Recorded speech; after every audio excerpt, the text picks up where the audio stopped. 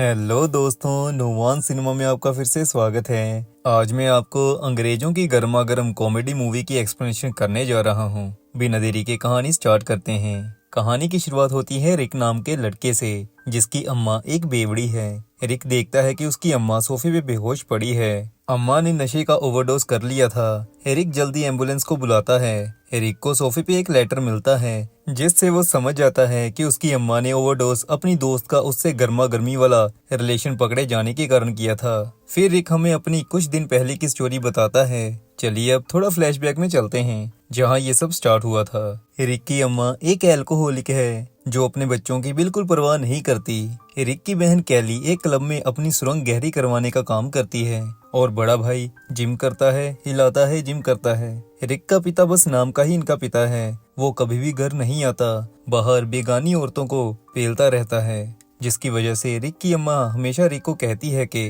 वो उसके बाप को डाइवोर्स दे देगी, लेकिन देती नहीं। फिर हमें ये भी पता चलता है कि रिक को उसकी क्लास की एक लड़की नीना बेहद पसंद है, लेकिन उसके पिछवाड़ में इतना दम कहाँ कि वो उससे बात कर सके।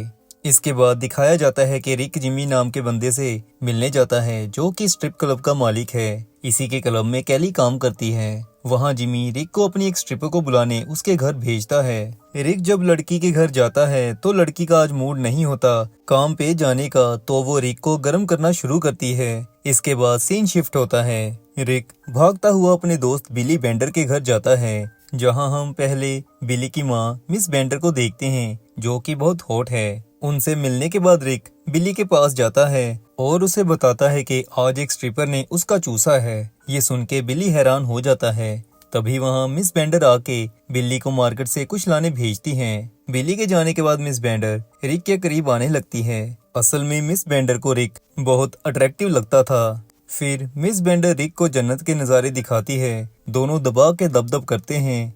अगले दिन स्कूल में रिक और बिली नीना के बारे में बात कर रहे होते हैं। तभी वहाँ कार्लोस नाम का लड़का रिक को बेट लगाने को कहता है कि अगर रिक ने नीना को पटा लिया तो वो उसे $1000 देगा, और अगर वो नहीं पटा पाया तो उसे बदले में $1000 देने होंगे। रिक भी जोश में आके चैलेंज एक्सेप्ट कर लेता है। कार्लोस के जाने के बाद रिक रियलाइज करता है कि कार्लोस एक गैंगस्टर का बेटा है। अगर वो बेट हार गया और उसे पैसे ना दिए गए तो कार्लोस रिक को मार भी सकता है।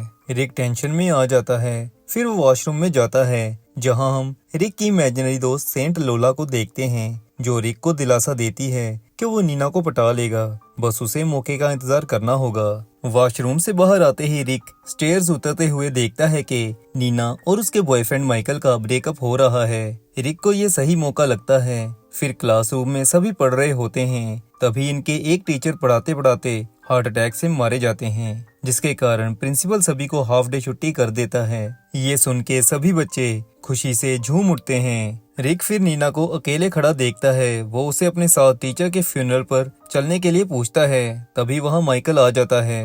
नीना माइकल के सामने रिक के साथ चलने के लिए उसे हाँ कर देती है, जिसपे माइकल रिक को डेथ थ्रेट दे के वहाँ से चला जाता है। सीन शिफ्ट होता है, जहां हम देखते हैं कि रिक अपनी अम्मा की कार लेकर नीना और बिल्ली के साथ टीचर के फ्यूनरल पर पहुंचा है। वहां गलती से रिक टोनी कक्कड़ का गाना लगा देता है। नीना कहती है वो टोनी कक्कड़ की बहुत बड़ी फैन है। रिक यूं ही फेंक देता है कि वो टोनी को पर्सनली जानता है। नीना एक्साइटेड हो जाती है। वो रिक को कहती है कि उसे उससे मिलना है। रिक कहता है उसका कंसर्ट आने वाला है, वो उसे टोनी से खुद मिलवाएगा। अभी तीनों बातें कर रहे होते हैं, तभी रिक की गाड़ी को पीछे से कोई ठोक देता है। रिक बाहर निकल के देखता है तो ये चर्च के फादर का काम होता है। फादर रिक से माफी मांगता है और कहता है कि वो उसकी कार रिपेयर करवा देगा। फ्यूनरल के बाद रिक दोबारा जिमी के पास जाता है और उसे कहता है वो कोई जुगाड़ करके टोनी कक्कड़ के कंसर्ट के लिए 2 टिकट्स उसे ला दे।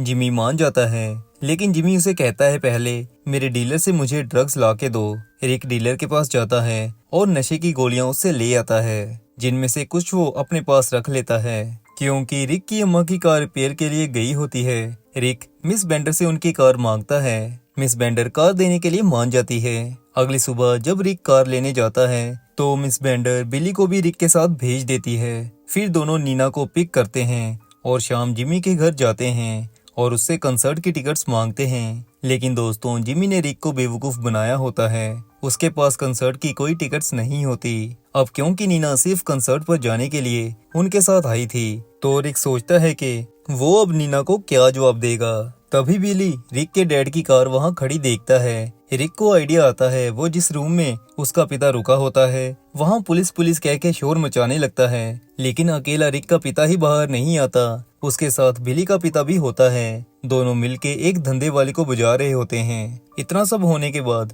रिक नीना से माफी मांगता है, क्योंकि वो नीना को कंसर्ट दिखा नहीं पाया था। लेकिन नीना कहती है कि उसे आज वैसे ही बहुत मजा आया है। अगले दिन सभी स्कूल जाते हैं, जहां उन्हें नई टीचर पढ़ाने आती हैं। लेकिन कुछ ही समय बाद वो भी परलोक सिधार जाती है। फिर रिक कार रिपेयर सेंटर पर कॉल करता है, जहां मार्टिस नाम का बंदा रिक को बताता है कि उसकी अम्मा की कार जब तक रिपेयर नहीं हो जाती उतने टाइम के लिए वो उसे एक महंगी कार चलाने के लिए दे रहा है। जिसे देख के रिक तो क्या किसी की भी हवा टाइट हो जाए। फिर रिक बिली और नीना के साथ कार में खूब मजे करता है, लेकिन रात उन्हें एक पुलिस वाला रोक लेता है। बात ये थी कि रिक की माँ की कार से मार्टिस की लाश मिली थी, और जो कार रिक चला रहा था वो मार्टिस की थी, जिसकी वजह से पुलिस वाले को लगता है कि रिक ही कातिल होगा।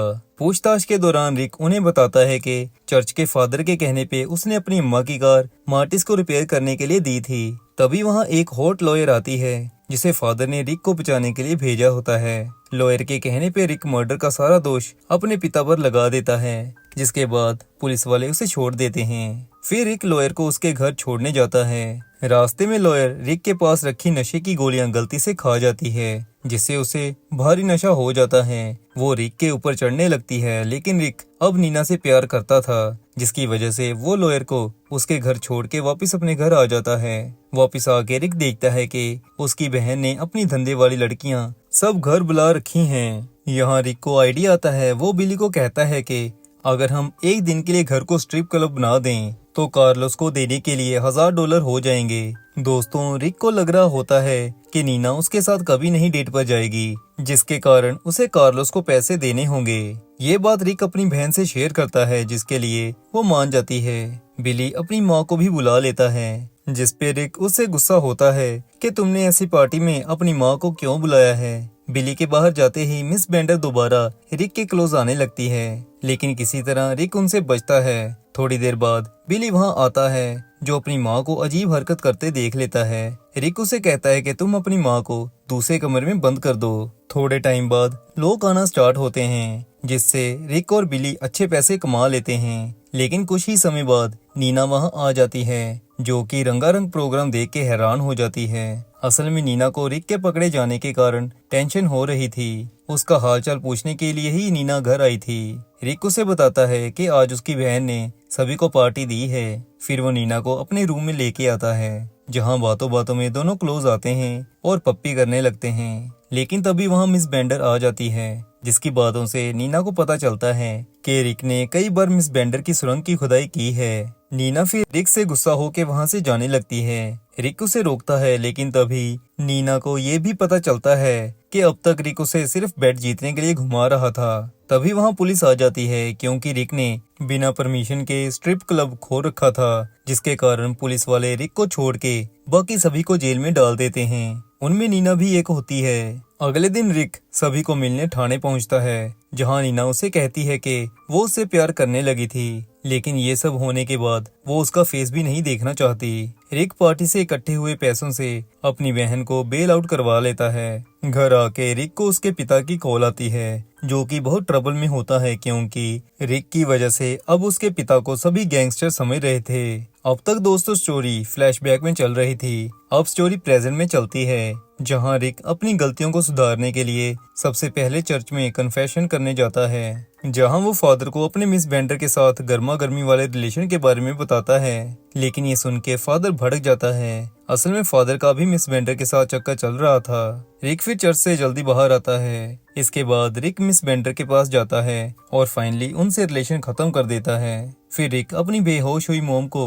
हॉस्पिटल मिलने जाता है, जहां उसकी माँ उसे टेंशन में यूं देख के कहती है कि उसे अपनी प्रॉब्लम्स की जिम्मेवारी लेनी होगी और उसी को सब कुछ ठीक करना होगा। इतना सुनते ही रिक को थोड़ा अच्छा फील होता है, जिसके बाद वो हॉस्पिटल से वापस आने लगता है। लेकिन तभी कार्लोस उसे पकड़ लेता है और बेट के पैसे ना देने के कारण वो रिक के हाथ की उंगलियां काटने लगता है। लेकिन बाद में पता चलता है कि कार्लोस सिर्फ रिक के साथ मजाक कर रहा था, जिसके बाद वो रिक को छोड़ देता है। फिर रिक अपने दोस्त बिली को छुड़वाने के लिए लॉयर के पास जाता है, लेकिन लॉयर को देने के लिए उसके पास पैसे नहीं होते। फिर लॉयर उससे डील कर लेती है। बिली को बेल करवाने के बदले रिक को उसका हेल्पर बनना होगा, जिसके लिए रिक मान जाता है। फिर रिक बिली की बेल करवा लेता है। इसके बाद रिक दोबारा हॉस्पिटल आता है, लेकिन उसे पता नहीं होता कि नीना भी यहाँ पार्ट टाइम जॉब कर रही होती है। फिर रिक अपनी माँ को डाइवोर्स के पेपर्स देता है ताकि वो उनके आयाश पिता को डाइवोर्स दे सके।